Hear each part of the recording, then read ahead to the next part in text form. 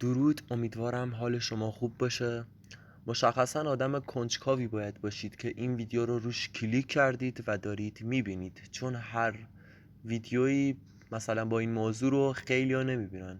بله، موضوع این ویدیو این است که آیا اصلا احترام گذاشتن خوبه یا بد؟ بله، شاید شما بگی خوبه تو نگاه اول، ولی خیلی جاها کاملا اشتباهه. بریم که این ویدیو رو ببینیم بدون هیچ وقت تلفی. ما از بچگی، از کودکی توسط پدر مادرها حالا شنیدیم، مدیر، مدرسه و حالا جامعه شنیدیم که احترام گذاشتن خوبه. اما خب این کاملا غلطه. احترام گذاشتن در واقع جا داره، مکان داره و این جا و مکانش هم هیچ وقت به ما نگفتن که جا و مکانش کجاست. شما چه موقع باید احترام بذاری، چه موقع باید بی احترامی کنی. بله، بی احترامی خیلی هم خوبه، اصلا خیلی جاها. اینکه ما به خیلی چیزا احترام بذاریم کلا غلطه.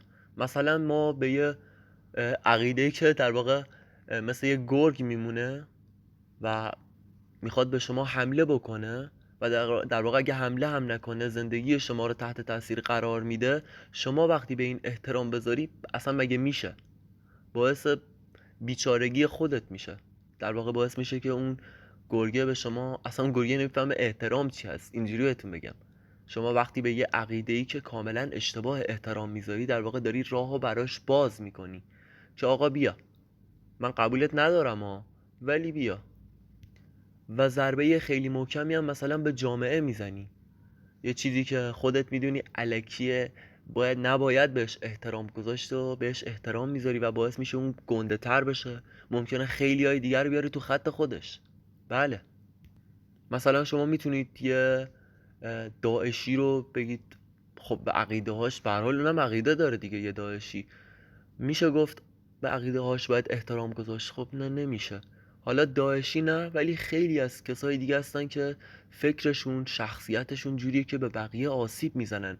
شما اگه به اینا احترام بذاری، واقعا اینا گنده میشن، اینا به علاوه میشن، به اضافه میخورن و بیشتر حرف میزنن و واقعا بیشتر قدرت میگیرن. خلاصه پر و بال دادن و ما با احترام گذاشتن به اینا بهشون میدیم، بزرگشون میکنیم. و خب مورد بعدی هم این است که اصلا دیکتاتوری با احترام به وجود میاد، باورتون نمیشه.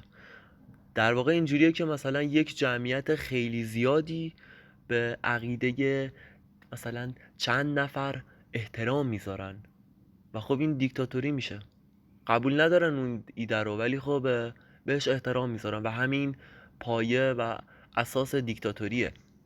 و اون جایی اون دیکتاتوری برکنار میشه و سقوط میکنه که مردم بی احترامی کنن. پس بی احترامی هم خوبه.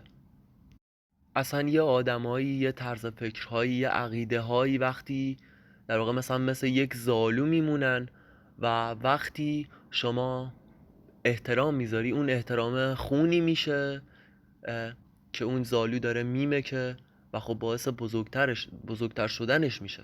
اینجوریاست. پس واقعا احترام رو اصلا ما باید درست بفهمیم و باید بدونیم چه جایی باید احترام بذاریم. و از نظر من اصلا بی احترامی خیلی هم خوبه، باعث درست شدن میشه. شما وقتی به یه چیز غلط بی احترامی میکنی و در واقع نمیپذیریش، خب دیگه اگه قرار باشه بهش احترام بذاری، دیگه همون میمونه. ولی وقتی که شما بهش بی احترامی بکنی، اون عوض میشه، مجبور خودش رو عوض بکنه.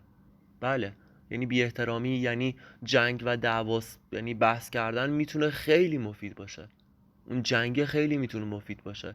پس در واقع به نظر من یک جنگی که واقعا درست هست رو ترجیح ندید به یک صلحی که واقعا دروغینه، یک احترام دروغین.